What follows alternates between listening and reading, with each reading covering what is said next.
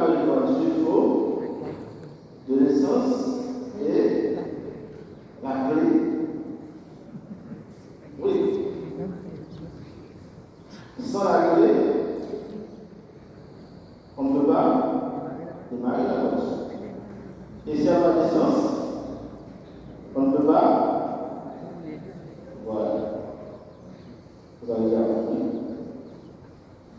Eh bien, pour comprendre Dieu, pour comprendre son mystère, il nous faut voir quelque chose. Oui, l'amour, pas d'autre.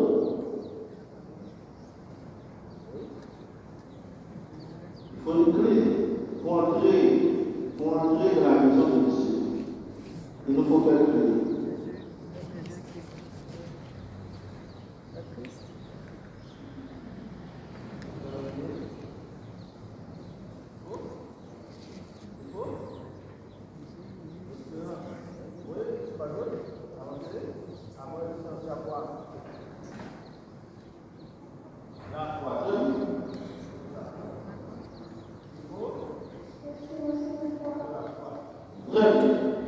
Il faut la foi. La foi, c'est la clé. Il faut le chef de ça. La foi, c'est la clé qui nous permet de comprendre Dieu, qui nous permet d'entrer dans son mystère. Si on veut entrer dans la maison de Dieu, il faut la foi. Pour entrer dans la maison, si les portes sont fermées, est-ce qu'on peut entrer? Non, on va rester. Pour entrer dans la maison de Dieu, il nous faut des clés. La clé. Et la foi. Pour entrer, il nous faut la clé de la foi. Est-ce que c'est pas vous entendez?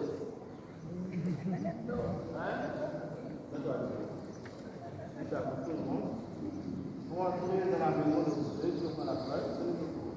Pour entrer dans la maison de Dieu, il nous faut la clé de la foi.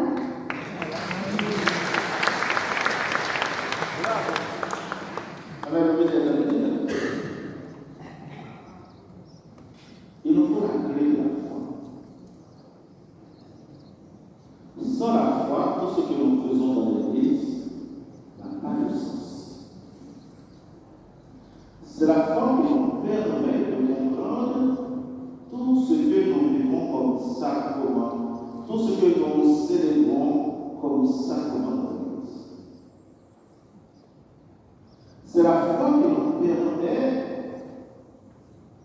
de comprendre cette question de mort et de résurrection de Jésus. On peut faire des études en théologie, en philosophie, en archéologie. Mais sans la foi, nous resterons au niveau du discours.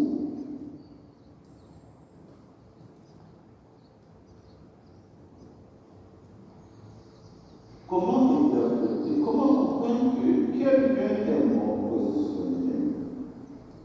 Et on dit, par sa mort, il nous donne la vie. Comment peut-on comprendre ça? Il nous faut la foi. Donc il y a une clé qui nous permet d'interpréter ce mystère.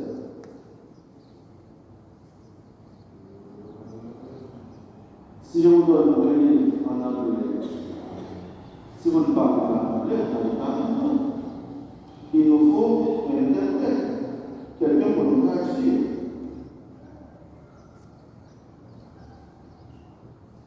Le livre est très beau, intéressant, mais si je ne parle pas anglais, je ne peux pas anglais. Pour moi, ce livre n'a pas de sens. Parce que je ne parle pas anglais, je ne comprends pas anglais. Ce n'est pas le livre qui est mauvais, c'est moi qui n'ai pas la compétence linguistique pour comprendre ce qui est écrit dans le livre. Est-ce que nous comprenons? Mais c'est la même chose. Nous, les chrétiens et les chrétiennes, nous avons cette clé qui nous permet non seulement d'interpréter ce mystère que nous appelons le mystère de la rédemption, la mort et la résurrection.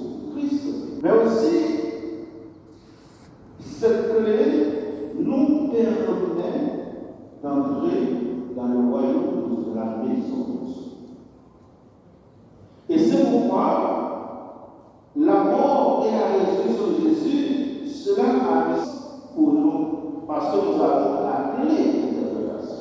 Nous pouvons l'interpréter, non seulement l'interpréter, mais on le comprend. Et grâce à cette clé, nous croyons.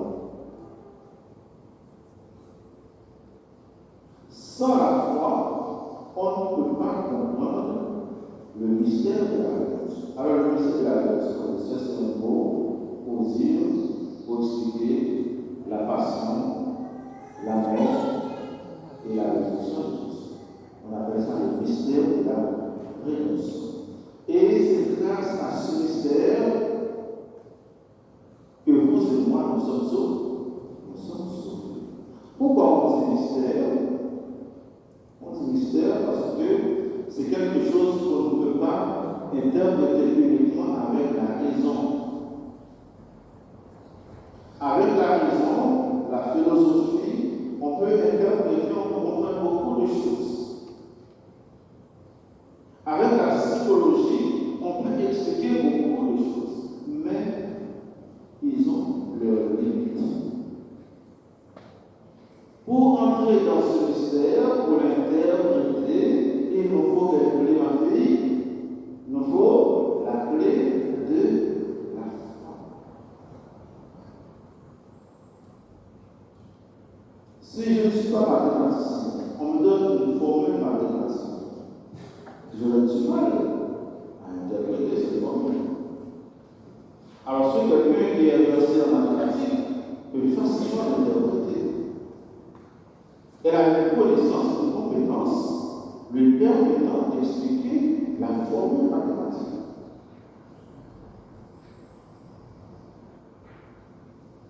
Donc, quelqu'un qui n'a pas la foi ne peut pas comprendre ce mystère. Et c'est quoi la foi, ça se dit? La foi, c'est un don. La fille nous avait parlé de l'espérance et de la foi. Donc, nous parlons de trois vertus théologales: la foi, l'espérance et la charité. On dit que c'est des vertus théologales. Pourquoi? Parce que c'est la vérité de Dieu. Il y a d'autres vertus qui s'appellent des vertus cardinales, comme la force, la confiance. Ce sont des vertus cardinales. La foi, c'est un don que Dieu nous donne. C'est comme un héritage pour les parents. Avant la naissance de vos enfants, vous préparez tout pour l'enfant. Et déjà, vous avez pensé, si vous avez deux maisons, une maison pour un tel et une autre maison pour un tel. Mais qu'est-ce que l'enfant a fait pour avoir cette maison? L'enfant n'a rien fait pour avoir cette maison. Mais tout simplement, vous faites ce don par amour pour l'autre. C'est, comme on dit, c'est le fruit de vos entrailles. Mais vous aimez l'enfant, mais vous préparez quelque chose pour l'enfant. Et cet héritage, non seulement c'est un acte d'amour, mais c'est pour dire que vraiment ce fils-là, ce garçon, cette fille-là, c'est vraiment mon fils, c'est vraiment ma fille. C'est donc un acte de reconnaissance.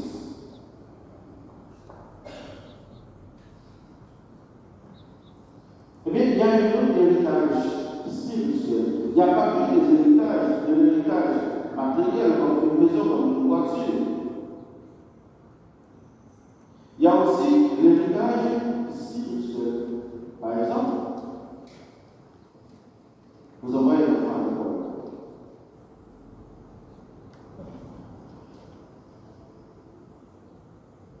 Envoyer un enfant à l'école, c'est bon de lui donner un héritage spirituel. Vous êtes en train de lui brûler la tête de l'enfant, son cerveau, pour que même si vous n'êtes pas là, l'enfant puisse l'oublier.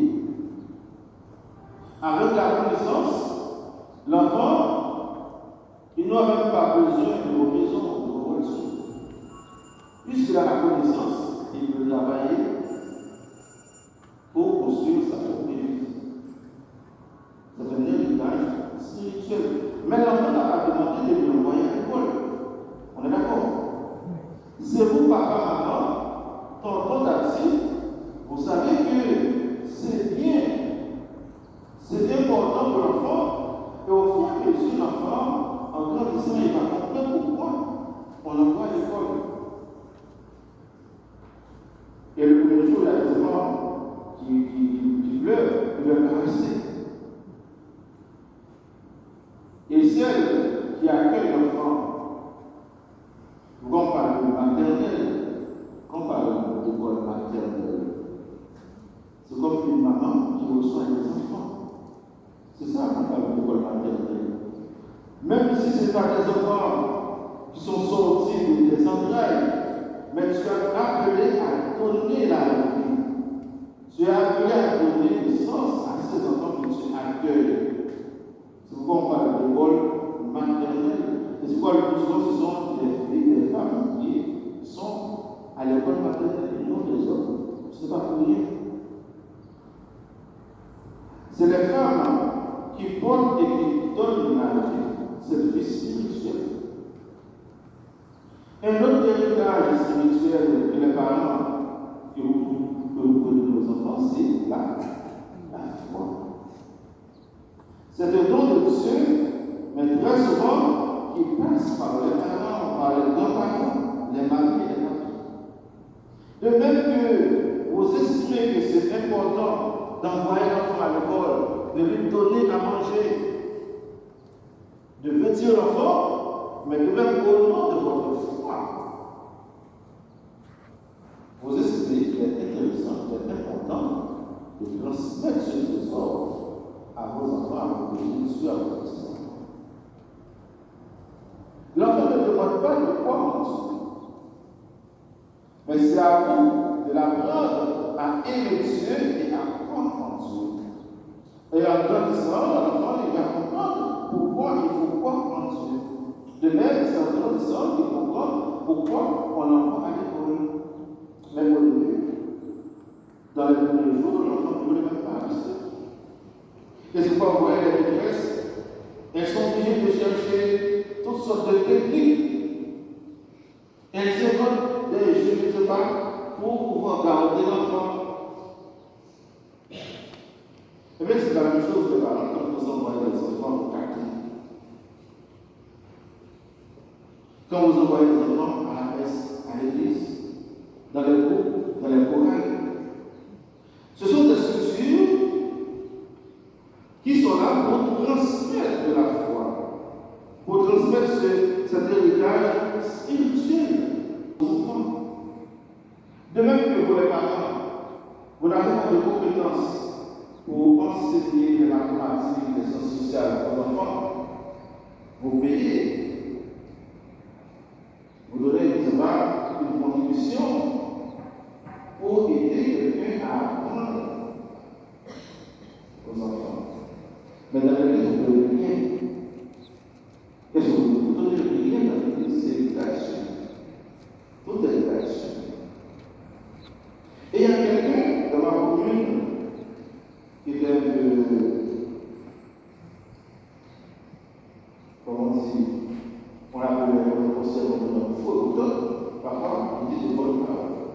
Il dit, si un parent envoie un enfant à l'école et il ne l'envoie pas à l'église, c'est bien de chose. C'est comme si tu avais. L'école est là pour l'instruction. C'est vrai qu'on veut dire le cerveau. La science de l'enfant, qu'est-ce qui va former sa conscience? Il y a la formation de la conscience de l'enfant. Il faut former la conscience de l'enfant. Et la parole qui forme cette conscience, c'est la parole de Dieu. Cette parole spirituelle. De même que les parents ont donné des conseils aux enfants, vous parlez de la morale, de l'honnêteté, comment se comporter dans la société. Tout ça, c'est important pour la croissance de l'enfant. Mais l'Église a aussi sa part à jouer dans la croissance, dans le développement spirituel de l'enfant. Vous envoyez l'enfant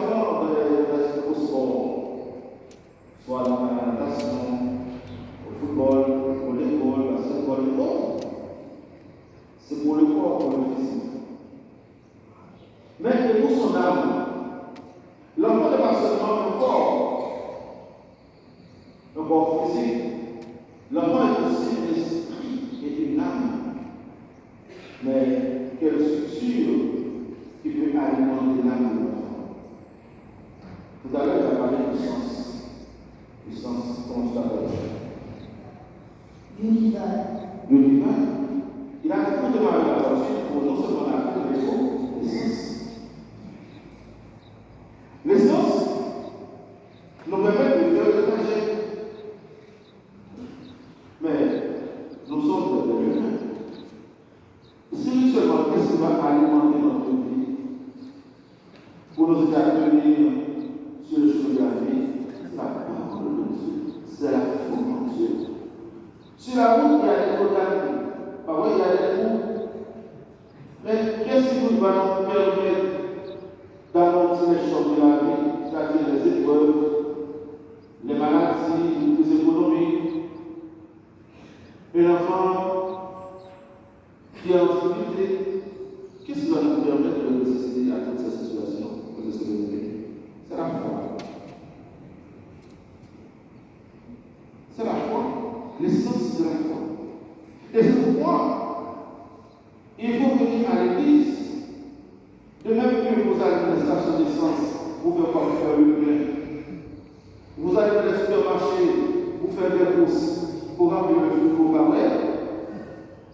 Mais et l'essence spirituelle et les courses spirituelles, il faut aller où? Il faut venir à l'église à la messe. Et le Seigneur nous rejoint. Quand nous célébrons la messe, il est là. C'est ce que nous voulons de côté de la parole de Dieu. Avec les premiers chrétiens, ils ne sont pas restés chez eux chaque jeudi soir.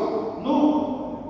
Chaque dimanche, ils sont ensemble pour écouter la parole de Dieu, pour partager leur expérience spirituelle, pour s'encourager mutuellement.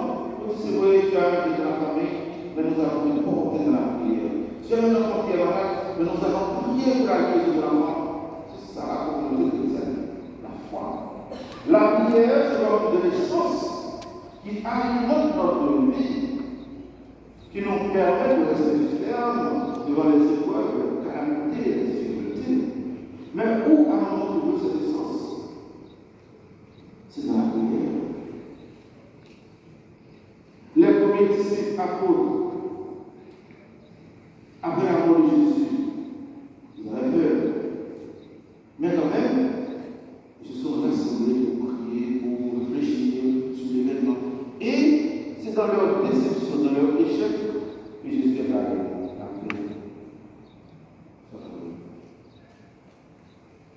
Et quand nous avons des problèmes, et ces problèmes ne sont pas d'ordre matériel.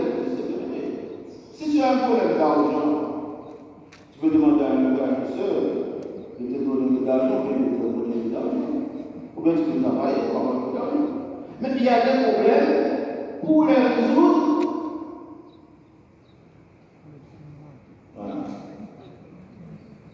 Il faut se mettre à genoux pour implorer la miséricorde de Dieu.